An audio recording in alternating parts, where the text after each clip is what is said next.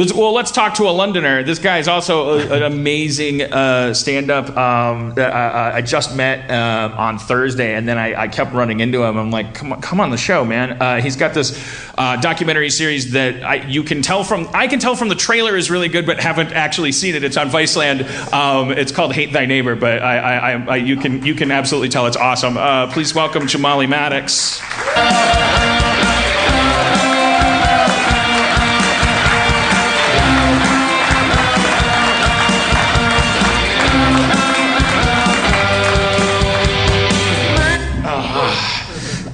Can you talk like a chimney sweep? No. Do you know that's the thing is like people think we actually talk like that. Do you know, but me saying it right now, I think that I probably do sound like a chimney sweep. To us, you do. I'm like saying it like we don't all talk like chimney sweeps, and everyone's like, you sound like a chimney sweep, right? You sound more like a chimney sweep than us doing our best impression of a chimney sweep. Right, but then do you know as well is I know coming here, I didn't realise that people get surprised of this accent coming out of this face. Right. Like people expect like a guy riding a horse, and I come along and go, hey, brown skinned dude. Right. You think we expect you to be riding a horse with that I thought people expect me to be white, but right, they want to jump in race too quickly. Yeah. I mean, the whitest thing in the world would be just be coming down the street on a horse. Yeah. Hey man, that's how white people are living nowadays, man. Yeah. That's the Trump dream. Yeah. Well, we're gonna be all back white to it. Yeah. People get horses. A horse in every stable. That's what's making America great. Let's go back to that day and time where everybody rode horses. That's what make America great means. If you could just have enough technology to breed horses that ate coal, we would be very happy. That would be our dream. Okay. So you could have literally a 10 horsepowered horse. And then everyone could just and you'd just be waiting in shit outside. Like the shit would there would be like a holiday where all the poor people cleaned up the shit and played frisbee with it. Playing frisbee with the shit. To what extent? Why did that get a laugh? Did I ignore a question, or did I? You just very nonchalantly glossed over. He said, "Why play frisbee?" Oh no, you said why? Okay, that's why. Yeah, I recognize that laugh as Dan ignored a question. Okay, so why frisbee and as opposed to what? Because then a plastic frisbee. I don't know why. Well, because this isn't going to hold up to a lot of questioning, but I was imagining that I guess I have ancestry from Oklahoma, and there's a lot of jokes about buffalo chips. I don't know, there's disc shaped manure, and I think there's people that throw it in contests. Maybe that was in my iCloud, but I was just generally kind of imagining how would corporate America turn cleaning up shit into a sport or a fun activity. It's a great activity next to your pool of diarrhea. It's extreme shit, and then you Mountain Dew's sponsoring it. But how I do while we're on questions, because I'm a big fan of linguistics.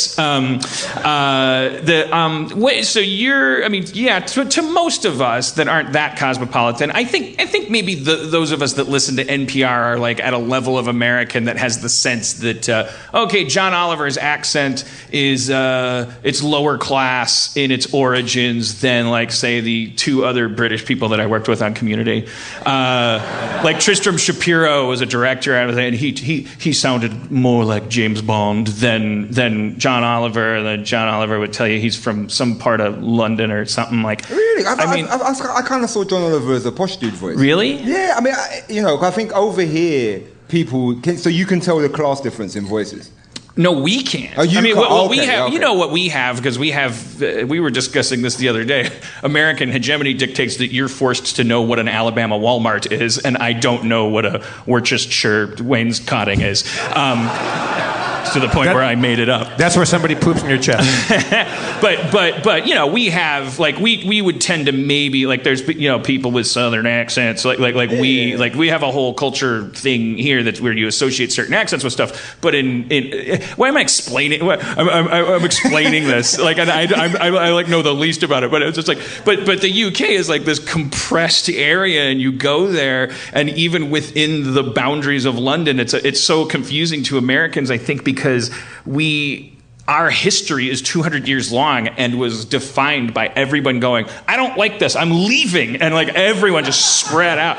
You have to grow up a million miles from someone to sound different from them in America. And in the UK, which predates cars and predates like the land of milk and honey, where you just fucking split when you don't like a vibe.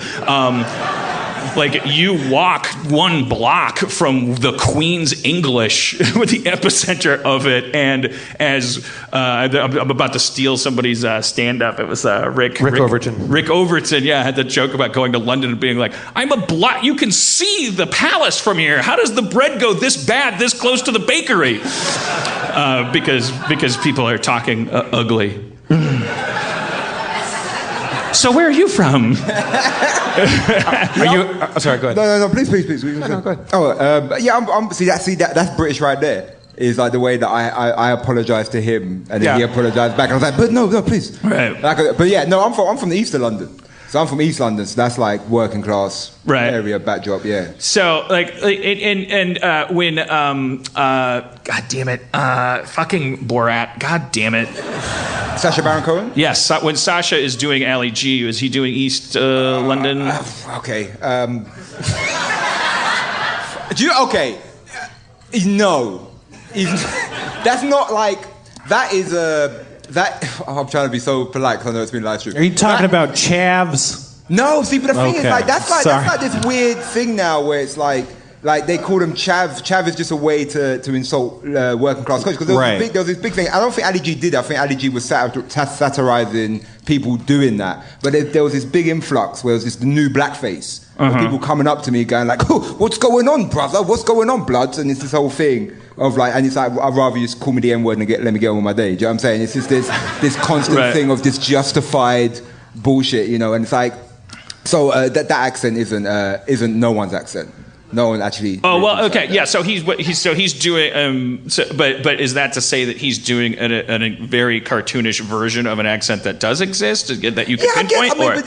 Okay. But it's more of a cultural thing, like kind of a hip hoppy kind of. Like, it's the UK version. But that particular accent, like no one is like, that's so cartoony that no one actually speaks like that. Right, and it's actually borderline. Maybe I don't want to use the word offensive, but whatever. I never found it offensive. I didn't find it offensive because I saw what he was doing. I thought personally that he was taking the piss out of people that would do that. Right. But then at the same time, like, people would mimic that to well, that's a good segue to what you're currently doing for a living, because it seems to me like the word offensive probably has a lot more callous around it for you, because you're right now drawing a paycheck going around talking to Nazis and stuff. Like your show is Hate Thy Neighbor, which I haven't seen yet, but I can't wait to. But because you're just going in, are you? Because I can't tell from the trailer.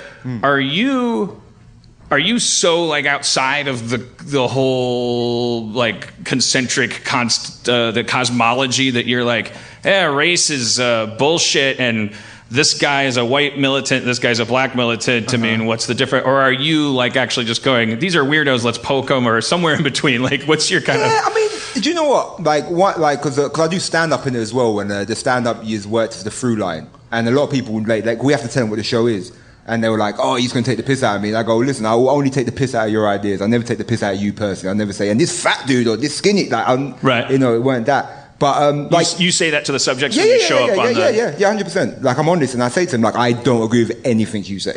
Well, everything you believe in, I do not believe in. I think you have mental illness. I think what you believe is crazy shit. But you know what I'm going to do? I'm willing to hear you out. But then if there's something that comes up that I don't believe in, I'm going to say it. And so when it cuts to you doing stand-up in the show, aren't you talking about going and doing these interviews, and how are you not taking the piss out of the people? Well, I'm taking the piss out of their ideas. I think if their ideas are being willing to put up, then they're being willing to take the piss out of. Right. You know what I'm saying? Yeah, I feel like that's okay. I mean, I don't think like there was like people with no teeth. I'm not going to say you no teeth. Really? So that's really... like, it's just like, I think that's like, that's like my thing where I didn't want to do that because that's easy. That's a line that we're becoming conscious of now. That's like it's like newly forming in the sand for us, especially with comedy, because it's like if you're a big fat dude and you're racist, and I mean it's like really like it makes perfect sense to us that turnabout is fair play and we should just talk about how fat you are. Yeah. And we're kind of like trying to find the lines there. Like we've just now figured out that you can't just talk about how disgustingly ugly Kellyanne Conway is. You have to focus on the disgusting ugliness of her ideas. Because I'm standing and I sit here and I say that I have all this morality. There's one time where I did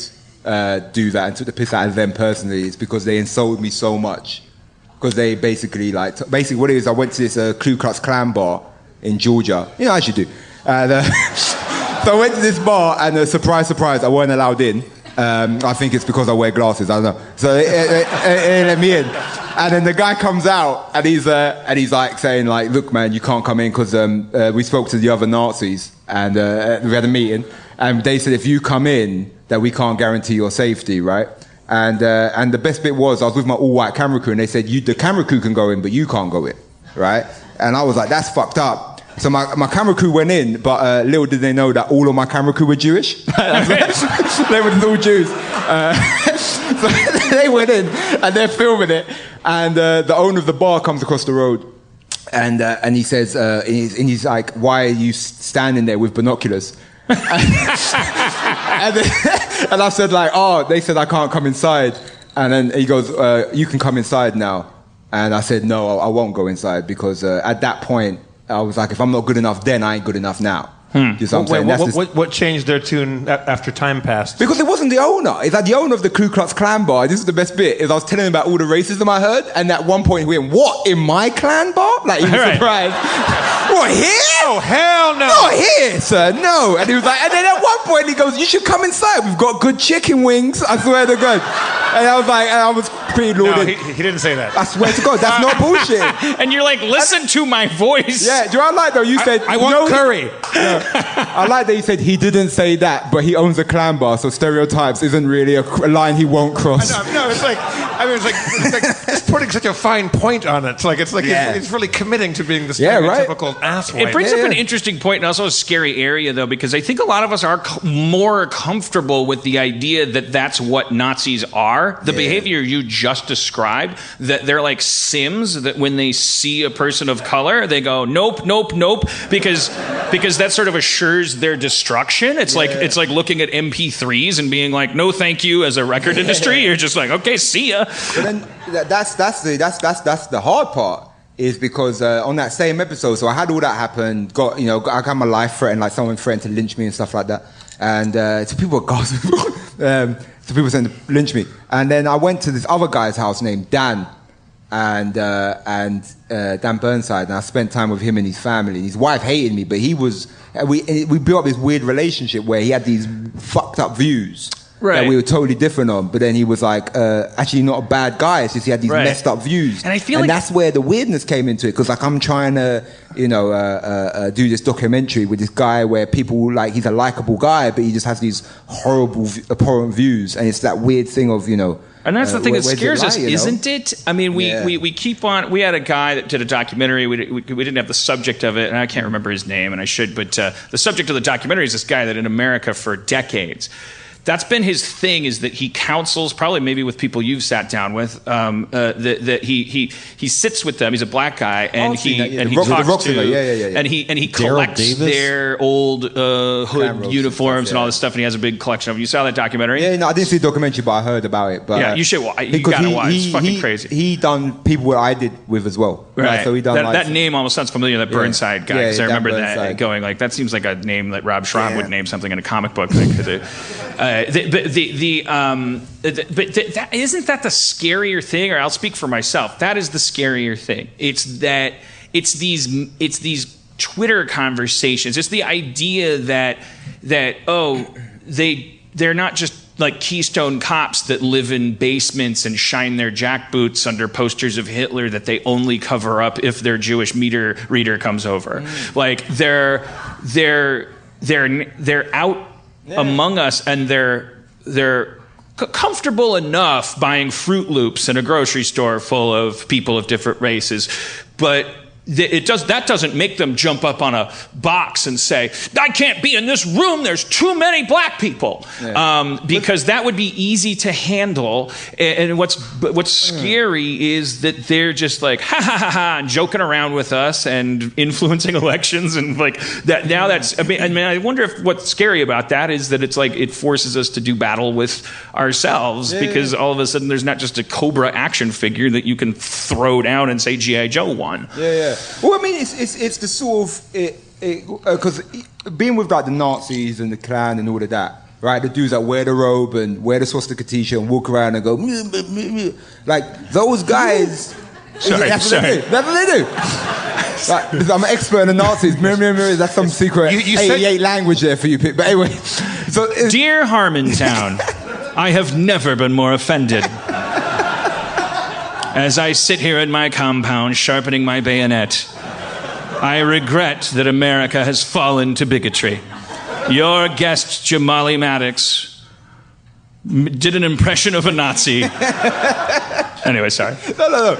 But it's like, so it's like those dudes, funny enough, aren't the scary ones because you know what they are. And to be completely honest with you, man, that's what's kind of weird about the film. Because I was, when making the film, I didn't want to be like, oh my God, worry about these 8 guys. Right. You know what I mean? Because it's just 8 guys burning a swastika badly, right? But it is the guys who then don suits. You got to worry about. You know it's the guys that have decided that's a marketplace, and who maybe half believe those guys and half don't, and who at any rate are like, I like votes. Because you can't.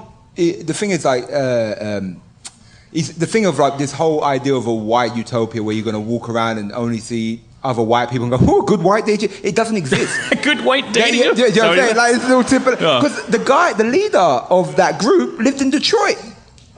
How can you live in Detroit and not once interact with anyone from any other race? You can't. It's literally impossible. You would not eat. Well, what you see in that documentary, when you watch that, you wouldn't do nothing. When you watch that documentary, there's 2 things you might notice. One is that all of these guys get tired. I think racism and misogyny both kind of like, you don't become a good person, but you can get bored with hatred. Like you especially if you are well-heeled. Like prosperity and age, even independent of each other, but especially combined, there's nothing more harmless than an old, rich, former monster. Like they're just like, did it, nailed it, bye.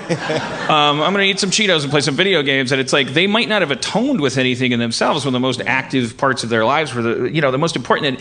And so you see a lot of that, and you also see young people of color asking the question of this older activist who, is so admirable in his willingness to go into the mouth of a lion like that. But then they're saying like, so you made 50 old ex-racist friends? And we're out here in the streets inhaling tear gas with cops that say they're not racist and all this stuff. So it's like, that's why you got to watch it, because it's just fucking amazing. It's one of those things where there's no heroes or villains. You just walk away bummed and confused and like freaking out. And then you go back to England and you're like, fuck them. But I done an episode in England. It was the same shit over there. Man. Yeah. Well, no, that's why it might be worse. I don't know. I guess that's the other place that we can go. So I wanted to talk to you about that. But can I ask you a quick question? When you do the show, and you don't, without revealing too much about what the magic trick of making that show great, like in the production side of it, but how much, like, did that bar know you were coming, or did you guys just roll up on that KKK bar in Georgia? This was the issue, is that so my producers had to go to the bar the night before because they were planning the swastika lighting, because what it was all these different white power groups coming together to form a super white power group. And they were all coming together. Racist Voltron? Yeah, racist Voltron. Just go together. It's like, the Holocaust never happened, right? As I say, we aren't the world. Yes, we can't all be the right arm. We can't all be the right arm. Somebody has to be a leg. That's funny as shit. So it was all that, and then they had to go over there because our link was the leader of the National Socialist Movement, and he said we could. And then when we got there, they were like, so he was like, hey, I got this documentary film crew. Okay. And the presenter's brown-skinned dude, he ain't coming in here. Right, so then my producer had to go, and my producer was there for like hours trying to convince him to let me in. But the one guy knew that you were coming. Oh yeah, he knew I was coming, and then he got outnumbered in votes. They had like some vote. And so then they were like, he can't come inside, or he can't come. So I came anyway with a deck chair and beers. Like, so I knew they wouldn't let me in. So I was watching the swastika lighting from the side of the road. And then the guy came in because the owner wanted us to move the cars into the lot bit. And so the guy came in. So then they knew I was there. So there's 1,000 Nazis doing a parade, and you're a lone black dude with binoculars across the street. Yeah. That seems that seems a little risky. That's fucking hilarious. Yeah, man. No, I've done some dumb shit, but like, I done mad. Do you know? I look back because like people ask me like one of the main questions I get asked is, "Was you scared?" And it's like not at the time, only when I get back to the hotel because I done dumb shit. Like I went to this White Power music festival in Ukraine, and we didn't have security. Ooh. Like, no security. Yeah. Like, and I remember our advice asked me, do I want security? And I was like, nah, man, I know karate. And I don't know karate. But I wanted to sound confident at the time. And we just got, and then people like threatened, you know, it's like a mad, you know, it's a mad thing that I did. What is it propelling you then if fear isn't stopping you? What is propelling you? Is it... And what is it? By the time I realized what I was doing, I already signed the contract to do the show, and you're like, I got to do the show, right? That would make me if I like accidentally sold myself as some kind of like social Evel Knievel, I would commit to it. I mean, if I like because I'd be like, fuck, the only thing worse than eating this tarantula egg is looking like a dipshit. This is like I want to keep it funny, so I'm sorry, just going to take a dip here. They're used to dips on this show. I appreciate it. But what kind of drove me with the show? The show is hosted by a dip. Okay, fair enough. It's like I'd done like the first episode and it was kind of light, and then the second episode got really heavy. And all I remember is that like the reason I carried on like and was willing to do crazy shit and dumb shit was like I went to this like refugee camp. And it was like the most depressive thing I ever seen in my life. You know what I'm saying? It was like sadness. Like I've never seen like sadder shit in my life, and it's like it's something that's so sad. No matter what spectrum on the political debate you are, if you're right wing or left wing, that you can't negate how sad that thing is. You know, and that kind of and for people to sort of not even just say, look, we don't want them here for economic reasons, and you know. And those reasons, which is debatable, you know, you can have those debates, but it's the people saying, "Fuck them, they're dirty," you know, that like they're dirty, and I couldn't not then go and try and understand why the fuck they think like that. Right. You know what I'm but saying? who are you talking to that feels like that? It's all people that are only reading about it on Facebook, right? Nobody that's ever come close to. Of course. I mean, yeah, there's that as well, but you know, it's like even, I know being there is way more. Heartfelt and you know visually crazy, and you're there and you feel it. But even like watching that shit on YouTube, I can't look at that and then be like, fuck them. You know what I'm saying? No. My therapist has alerted me to the fact that the cells in your body, including the cells that react to light and symbolism and things like your body doesn't have a gland that filters for Facebook and YouTube or film and TV. Your body, if it sees what is unmistakably a man who's been shot by a police officer and the gun is trembling in the cop's hand while his wife behind the camera is taping and his kids in the back seat and the blood seeps through his clothing, and you try to go to work that day and you just get your world's greatest grandpa coffee mug and we act like that's different, way more different than I saw a guy get shot today and watched him die. We there may be some little difference because it was on Facebook and you could close the laptop, but your body experienced trauma. And anyways, whatever. I explain things. When you went to a refugee camp, what I'm curious about is, because I went to two. I feel like we keep hearing about this refugee crisis. Now, the crisis is that a bunch of people need to get the fuck out of somewhere where they're going to die, right? And then you see transcripts of Trump talking to the Australian PM, and he's like, it's 1,200 people that Obama made a deal with to take in, and like there's people all over the place that need to get the hell out of Dodge, and I'm not trying to get on a soapbox. What I'm trying to wrap my mind around is it's sort of like the thing we have in America where we have this like pedophile thing where there's a chart of like how much we think about pedophilia and it doesn't correlate to a chart of pedophilia. And I'm wondering about this refugee thing, like how big is the problem? And the other thing I'm wondering is when you go to the site where you are face to face with a refugee, is there anyone in that area that is either that isn't paid to toe the line of like keeping them miserable? Like that person just has to. That's their job. If you ask that person, they have to tell you, "This is my job." Is there anybody? There's nobody around there that's going, "Yeah, keep them out." I mean, do you know? Like, sure. It's that kind of show. Oh yeah, no, sweet. I was like, shit. My name is Matt Jamali. I serve in special operations. Well, first of all, are you going to attack me? the way this like walking mad slowly to me and shit, like I worked in special operations. First, it sounded like you said Matthew McConaughey, but my name is Matthew McConaughey. Hey, what's up, bro? Wait, that's not your real name. Your name is close to that, but it's not. My name is Matthew McConaughey. McConnelly. McConnelly, yes. Okay, yeah. All right. Without revealing anything that's going to get me arrested, I used to serve in special operations from 2001 to 2007. Can you explain what special operations is? I was a ranger in 3rd Battalion, 75th Ranger Regiment. Can you explain what that is? Imagine that most of us have just come from playing with Legos for 30 years. He was in a super elite branch of the Army. Okay. Like the highly trained, like the Navy's have the SEALs. I mean, I can sugarcoat it. I was really good at killing people. The Rangers are like the Navy SEAls of the Army. Well, okay, that's offensive. Let's save that for another podcast. Okay, all right. You said it best. Your point is you've had elite access to. No, not even that. Actually, before that, I was in the big Army. Which is like the guys that join out of high school, and I'm like, I don't know what I'm doing. I'm going to play saxophone in the Army band. Oh wait, I'm in the infantry. Here we go. I feel like this might break into a thing about I know the truth about the Illuminati, man. So I went to a Turkish refugee camp in Iraq in 2000. When did we invade Iraq? Yeah, it's been a long time for me. It's been rough. We've never stopped invading Iraq. I know. Yeah. When did that stop? It's sort of like visiting your parents. I know. We just do it when we need laundry done. I have so many friends who are still there. It's like, okay, good.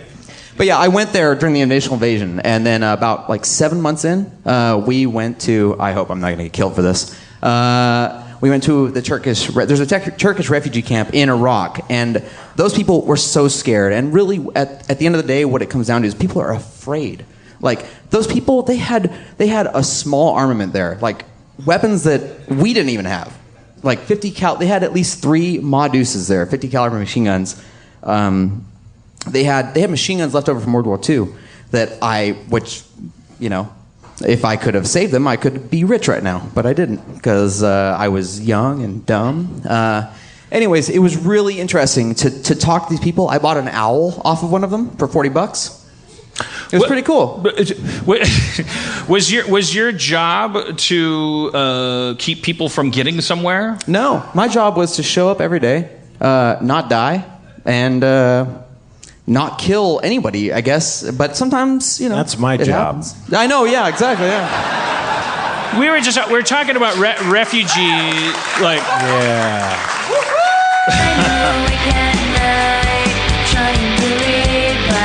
We're talking about refugee camps, right? The fact that we're like we're having these moral quandaries about whether we let in refugees, whether we judge them, police them, shut them out. And how many refugee camps are there in where you live? That's up in the hills. What is that? That's I drive up there all the time. What is that? That's no, Los Feliz. Yeah. How many refugee camps are there up there? There's none. I think there's like a monastery that I'm a little suspicious of, but.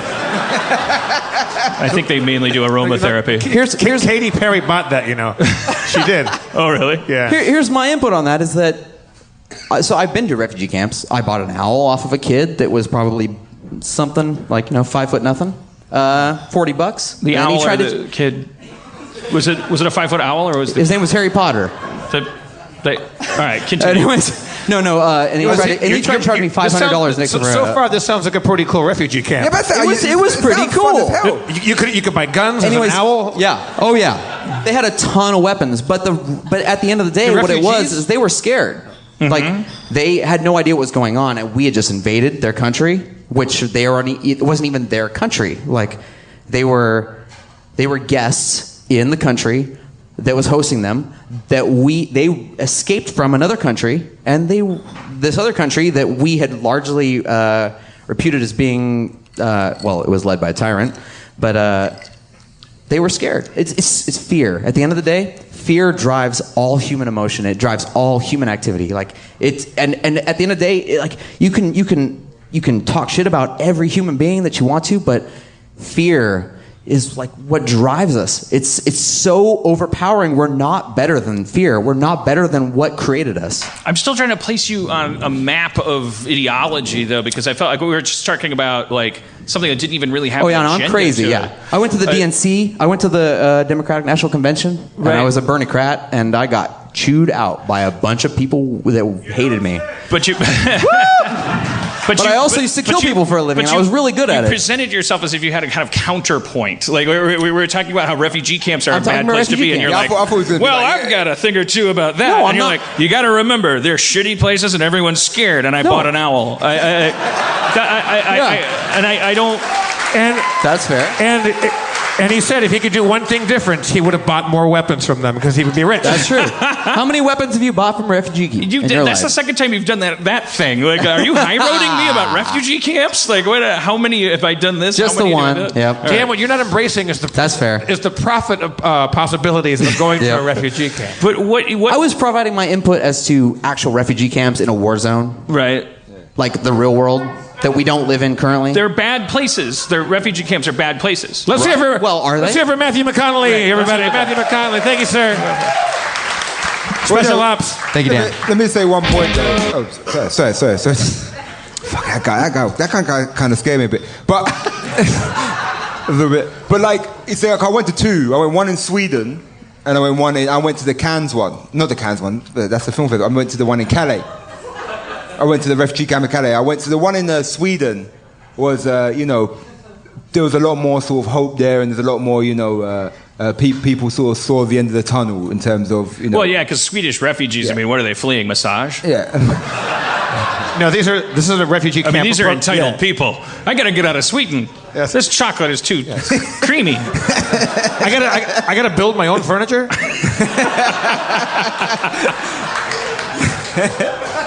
Are these Syrian refugees? I'm assuming. Yeah, this is from people from all over. But then what I will say is that so there is, I did see a difference. And I went to the one in Calais the day it burnt down, and that was the fucked up one. That's the one that kind of changed my life a bit. Watching that. Why did the camp burn down? Because there's two counter stories that I heard that day. Number one is because basically it was the day that they were kicking everyone out to bulldoze it over, and one of the accounts was that the refugees were burning down their homes. And the account number two was that there was sort of nationalists, foreign nationalists burning down the homes, and so there was two counteracted. But I saw one guy who my camera guy knew, who was so my camera guy's walking and he sees this guy and he just hugs him, and this guy just looked like he hasn't fucking slept for a year, and he's just covered in soot. Hasn't what for a year? Slept for a year, and he's covered in dust and dirt. And he was saying how where all these fires, he's just like a volunteer fire guy, and he's going and fighting these fires that are getting kicked off because all that generators and stuff. So it's like stuff's catching the light and that. So Yeah. I don't understand brave people, and that includes Matthew McConnelly and you and some journalists we've had up here. Like my hat's off to anybody that serves and that and that is fleeing. There was a quote I saw on is Twitter. Black and goes to a KKK bar in Georgia. That's that's not brave. That's just nuts. Those guys are it's dumb. There's no bravery. I think bravery is kind of like all I did was just make a mediocre hour show. There wasn't bravery. Yeah. I was cutting this line, bro. Yeah. You've been doing stand up, and I've seen it. And it's like you're very good. Like you've been doing it for 4 years, and but that's not your roots, right? Or is it? What was your I'm before I done the documentary, I was just stand up. I mean, I tried to act. and I was awful, man. And I probably delivered the lines like, "Give me your money now." Like I was that guy. Now. It was fucking horrible. And then, but yeah, I was stand up, man. So I done my first show at 16, and I got booed off stage. And then I didn't do it again until I was like 18. And then I Wait, you must be quite young now then. I'm 26 now. Okay, yeah. You're very young.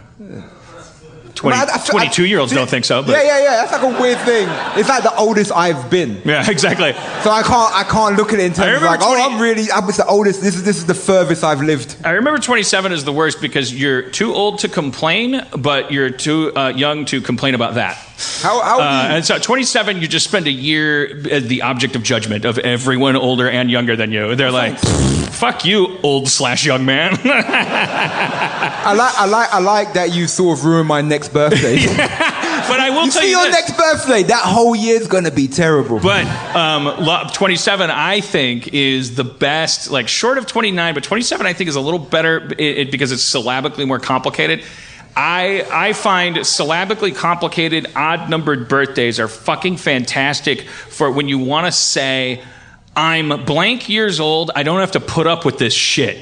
Whether it's helping someone move, driving to the airport, or buying a Honda, like whatever, you could just randomly apply it. Like if somebody's like, well, do you want maybe you should get this car? And you're like, I'm 27 years old, I don't need that fucking car. And they're like, wow, that sounds it's true. It's a great putting your foot down, I'm constantly saying now I'm 44 years old. It doesn't sound legit. Like they're like, so? Yeah, you still got to do shit at 44. Yeah, like drive me to talk the to us when you're airport. 47. Like, what else sound like? I'm 47 years old. We're having a clown on the show. And people will be like, no, Dan he's close to death. He speaks with that power. Spencer, how old are you? I'm 28. No, 27. 8. 28. See, 27 is a birthday you don't even want to admit. He took a you just year want to up. put leaves on it and run away. He took a year less life to say, like, I'm 28, I'll take a year less. I think we'd all skip 27 if we could, for some reason. But there's that one thing. You can just say at Hot Topic, I'm 27 years old. Yes, get out the XLs. Hey, Jamali, how many of the episodes, you said you did 6 already. You got 10 more coming up, you said? Oh, yeah. That was the first supposed to say that, but fuck, I could say it. Yeah, I'm doing, I might be doing more, I think. Oh, are we allowed to talk about that? I don't know, man. There was one thing you were telling me. I don't read the contract, but I'm sure they'll sue me if I fuck it up. Oh, I'm sorry.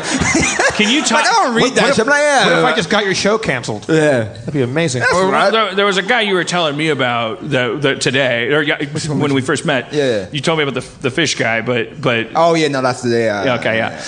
You'll have to wait for the fish guy, and you won't know he's the fish guy because the fish had nothing to do with it. So just as an ambassador of the UK, like what? So since November, but also it's like it was like Brexit was happening, and then November was happening in the States. The elections were happening around the same time, but there was like Trump was tweeting, "They're going to call me Mr. Brexit," because I think his point was it's kind of like talking about a dolphin. I think what he was saying was like everyone keeps assuming that nationalism doesn't have a foothold, but pretty soon they're going to say, I'm also a nationalist, I guess is what I'm saying. I'm curious, like, on the world stage now, it was easy 3 years ago to say you didn't even have to ask a Canadian or an Englandish person or any of these other yahoos. You never had to say like, what do you think about America? Because you knew the answer would be like, at America, and you'd be like, you're jealous. Now it's actually the irony of nationalism, it seems to me, is that it's like we're all experimenting on a global scale. This is happening all over the world. All the countries are becoming more childish, more secure, more isolated, which actually makes the conversations like, what do you think about America, more interesting and like less predictable. Because it's what has been happening over there? Like, how do you guys? We're over here like kind of. You asked me how do we process America now in England? Yeah, like obviously the answer is that you can't make a statement for all of England, but the circles you run in, or like I don't know, like what's the? Well, I mean, well, we've kind of had the rise of sort of like really more harder right politics in England, and I think it's sort of been, and I think it's the same as, and I think some people I speak to kind of understand that like a large push of the more right-wing ideas is because of the large push of the other left-wing ideas, you know, and I think when both of those ideas get bigger, they sort of react on the others, and everyone's left in the centre. Do you know what I'm saying? It's like, you know, other like, you know, I'm not far left wing, but I'm not far right wing. You know, there's people in the middle, and that debate's never spoken about. And it's like we've always kind of had this idea that you people were crazy. Like we always have. Like your cokes are too big, your food's too, everything's just too big. Like we just think you're mental and we you're were like the Las Vegas of the planet. Yeah, like we think you're crazy. Everything's legal over there. It's better to have a TV show there. And we, you know, now we think, you know, so it's like, you know, I wasn't mad shocked when Trump got in power.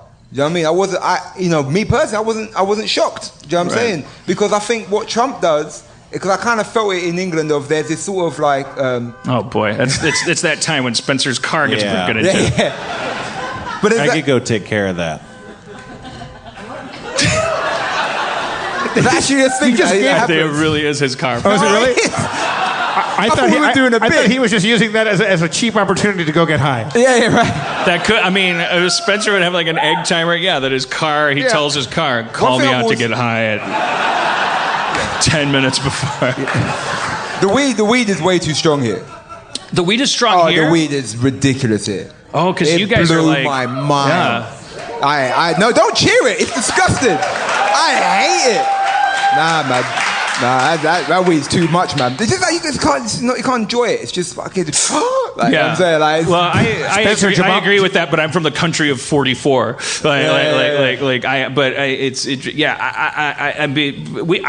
Fuck, Harmon, get your shit together. There are people from the Rangers here tonight. Fucking have some fucking integrity. I got a tin of mints that were there's this gourmet kind of like, that's the nice thing about legalization is like now there's like this guy gave me he's shooting some stuff with Starburns and it's about drugs, and so some companies gave him some stuff, and I got like this gourmet like gilded like 80s dark chocolate kind of like wrapping, and like there's mints in there, like you suck on one and you get just barely high like for 2 hours, and it's anyways that wasn't worth commenting on. There's a little, I mean, I think that the kids these days, of which you are one, but you've invaded American soil, but I think the kids your age here, they're they're fucking desensitized or something. They're smoking some monster ganj, brah. I just don't think we should be grown by dudes in lab coats. Like, I don't want to smoke that. That's too much. I mean, I feel it should be legally okay for that stuff to happen, but it should happen while Richard Attenborough is watching, and it should there should be a different thing. Like, I mean, weed got you high. That's how we found it. You know, like it didn't need to be like crossbred. I'm not saying we should make it illegal, but I'm just saying it for my personal taste is too much. You know, that's what I'm saying the same thing, and I'm saying. Cool. I thought we're having a debate on legalization of weed. I'm like, we're on the same side, bro. I'm saying once it's so legal that it's all good everywhere, I'm saying there will be the emergence of these things that I am old enough to find, which is like casual. It's old dude weed. Perhaps me eating you out should be a little more psychedelic. You know, like just kind of like forensics files amount of weed. You know, like. Just that plus a pair of bifocals should make tonight quite an event. I went into Jamali, I travel with a comedy group, and Greg Proops is a comic. I don't know if you're aware of him. Yeah, man. And Greg smokes the strongest weed on the planet Earth. As he says, where do you get that? He goes, from Dagobah. Yeah. I met him once. If I give his weed a stern look, I'm fucking dead. Like it's. But we walked into we were up in upstate Washington, where the weed is it's totally freely, recreationally available. And we walked in there, and it's like 10 a.m. and these four like stoner dudes that are working there, who all clearly know the show that we're on, and they're all really high in the morning, like, oh. So Greg is like buying like the funkiest, hardest ass. He's like, I'll take one of those, 5 of these, a double whammy, a triple walnut. Like he knows all the triple walnut. You know the whammy and the walnuts, man. that might have been the ice cream place, but so I had to talk to the guy. I'm like, what's the weakest shit? And like, what's the sissiest, just the worst. Like what wouldn't you smoke? And Greg had to walk over to him and like explain like slum it. Like what stuff that you would be bummed out if somebody offered it to you. And I took that and I went and got some chocolates at this place in Seattle and I sat in my hotel room. It was the best. Yeah. But I was as high as I could possibly be, but like Greg stuff, forget about it. Yeah, I just find if I go to Portland or somewhere, I just go like my grandma has back pain, and then they give me what gets me high enough to like end up on TMZ. Yes. I wish. My parakeet has a sore throat. I hit you with a lot of stuff there. You're like, wait a minute, what? But I did want to ask you, so just now let's talk about comedy, but relating to politics, because here you are. You're half my age. You're British, but now we're living through this time. So your perspective is totally different from mine. But like, what is a comedic creative's obligation, or what is a good philosophy to follow when shit hits the fan on a global scale this much? Because I just keep falling back on, if it seems like you're in a history book, then politics aren't politics. They're current events. If it doesn't seem that way, but I don't know how much of that is a refraction of like. But you're so what have you thought about this? Like, how political am I allowed to be? Yeah, no, I do you know what? Like when it comes to comedy and writing comedy, is like I try to just be honest about how I feel about that thing and not try and toe the line of being like, I'm going to say this because I think this has a moral obligation. Do you know what I'm saying? Like, I don't think I'm morally obligated to talk about anything. Right. You know what I'm saying? Like, I'm a free person. And like, my thing as well is, like, I'm not even, like, I'm willing to hear a point of view I don't agree with in comedy sometimes. Do you know what I mean? Like, I find that shit interesting. You know what I'm saying? So if there's a dude who has a totally different political view to me and there's a comedian out there who has that view, like, say it. You know, as long as it's funny and, you know, say it. Like, that's your freedom to do it, you know. Like, I believe in freedom in comedy. So, like, me personally, I don't think I'm morally obligated that, like, oh, these things are happening and I must put on my black turtleneck and smoke a cigarette and start saying, this is what's wrong with the world, man. Like, I don't, you know what I'm saying? Like, I'm a comedian. It's like, a weird area because some comics have the philosophy that I do understand, which is that comedy is its own political party, where we're supposed to be funny above and beyond anything else, and anything that impedes in humor is like, that's fucking Satan, and you should damn it to hell. Do it. Like, I think if you have the opinion and the intelligence and the point of view and it's funny, then put it out there. Do you know what I mean? And I think that's great, and I want to hear it. You know what I'm saying? But at the same time, I think there's also, I don't think every comedian should now be Bill Hicks. I think if someone does one line, it's kind of doing your one line. Do you know what I'm saying? Like, I don't. Well, you definitely have to be. Yeah, you have to be honest. Yeah. Like so, there probably are comics out there that are probably regrettably being like, you know what? I have this opinion and that opinion, like. But everyone's just gonna boo me, you know. And that person probably you and I wouldn't want that person to pre-censor themselves, but we would want them to try to figure out how to be funny. Can I ask you a question? You see, like, because I'm not over here, is it harder to talk about Trump than it was to talk about Bush? Well, if you talked about Bush, this is my perception. Because they're both like quiet. If you talked about Bush, now, but there's a million variables here.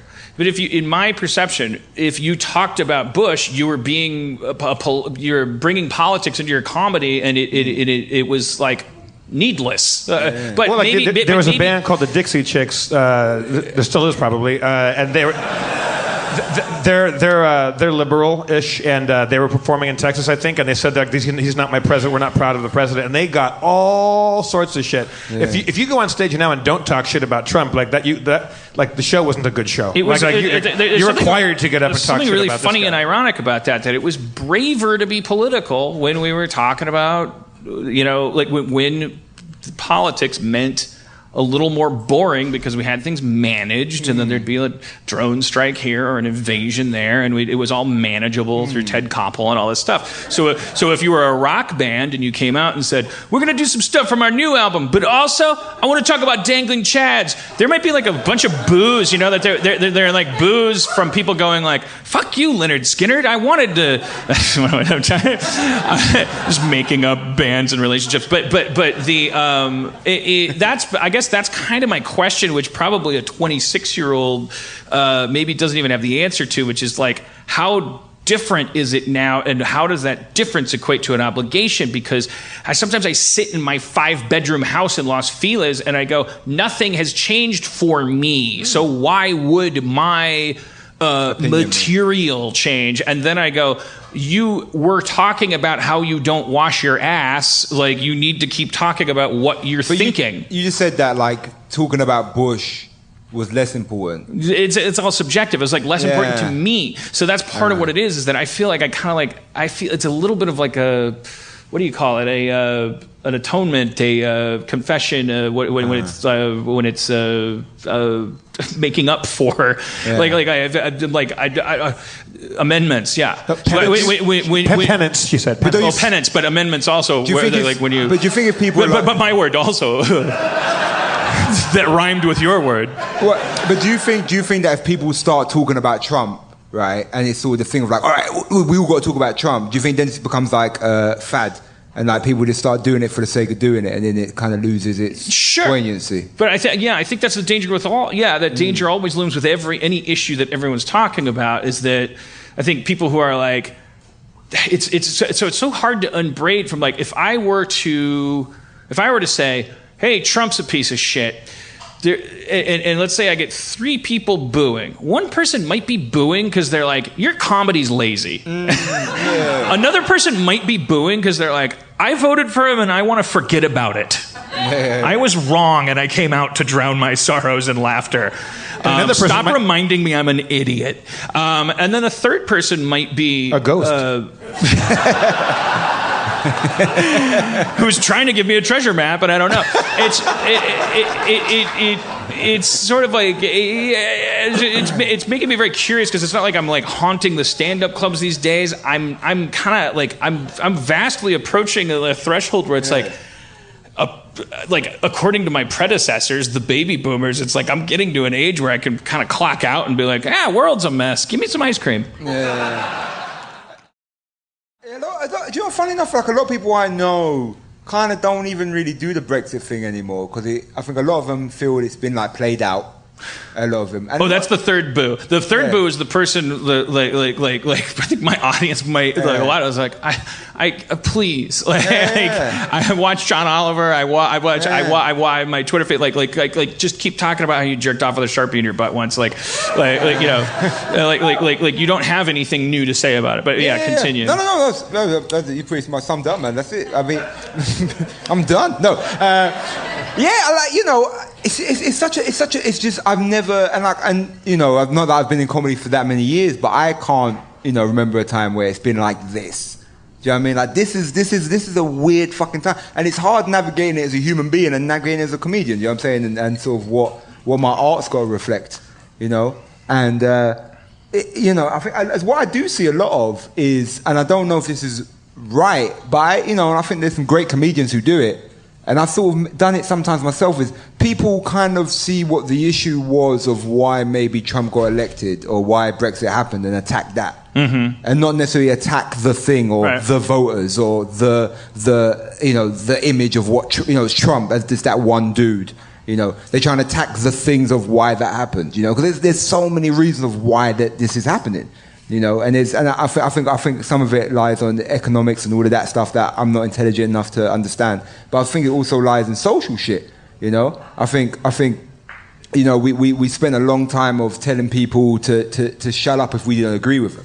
Mm-hmm. I think that's happened for a little while now. If we're being honest, it's crazy how the internet is what actually has made that the most possible. Yeah. Like, because we all thought if a Martian came down and pitched the technology to me and said everyone will be connected, I'd be like, oh, so there will be a little less binary thinking. No, it's crazy. It's like we are obsessed now with firing this person. Get rid of that person. Like we really words hurt. Yeah, and that's the thing, is that we live in this weird spectrum where it's like you got one side of just like say nothing, words hurt, and the other side's like, why can't I say nigger? And it's like, why can't there be a middle ground though? Like, do you know what I'm saying? Like, why can't we? Look, saying nothing, words hurt. I'm just saying the words. You know what I mean? That's the problem. You know. Also, in England, that word means diaper.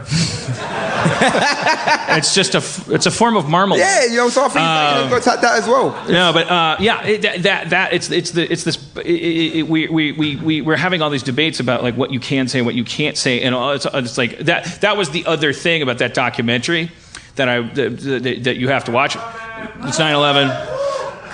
Was that an accusation or something? He has a lot of stand-up bits driven by how he looks a little bit like Osama bin Laden. Yeah, but we probably should have. I probably should have done that content before I done a callback to thing that no one's ever seen.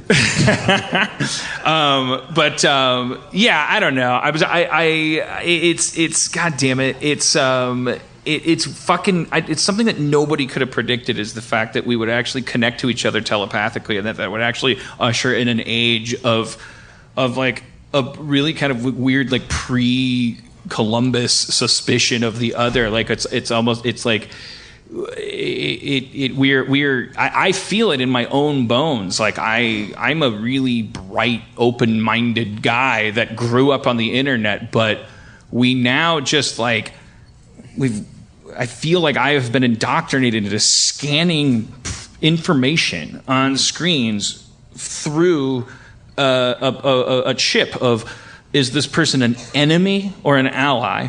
And if so, and then the flow chart proceeds from there, which is so dangerous and so profits only the worst of the bad guys, probably. There's some level of coexistence, I guess. Yeah. I mean, because that's the thing, is that in that documentary, there's these young black activists who are sitting across from this guy, and he says, do you think these people can change? Do you think a white racist can change? And one of the guys kind of reflexively goes like, no. And you're like, oh, fuck. Because that's how we all feel about the enemy. We don't approach them as if they're people that can change. Because like the liberals in America are like, I'm fucking so sick of this goddamn fucking sucking the dick of these fucking what are the fuck people you told me I forgot, and Trump's my punishment for forgetting them? Ooh, can I listen to you some more? Where they abuse us and go like, ooh, snowflake got feelings, boo boo. You won, fuck you. I'm the troll now, you Nazi pick. All right, anyways. It's brought it. It's heightened times. We are in more danger of we revert to fight or flight, or really fight and fight. Like we have nowhere to go. But so I asked you a question and then I answered it. Yeah, pretty much. Yeah. I mean, you answered the question and you answered it way more articulate than I ever would. Because I'll probably do one word answer. It's like I don't know. I feel like is this interesting for you guys? Seriously, you got a great audience, man. Usually they go like, it's 9/11, and then like sometimes when there's like a thoughtful guest, they're like, it's 9/11. Right? Like, they're mostly engrossed. It's weird. I don't want to be thrown in the spectrum now of thoughtfulness. You know, like I still, because like what you said as well was like, what do you think your role is? Like I still want to talk about, like weird places I've come. Like I still want to, talk well, about I have a great idea. Why don't you come back? You're here for a while working on your radio show. You should come back. And we'll talk about all kinds of stuff. Thank you. Let's hear it for Jamali Maddix coming out here. Jamali Maddix. Watch his show. Hate Thy Neighbor.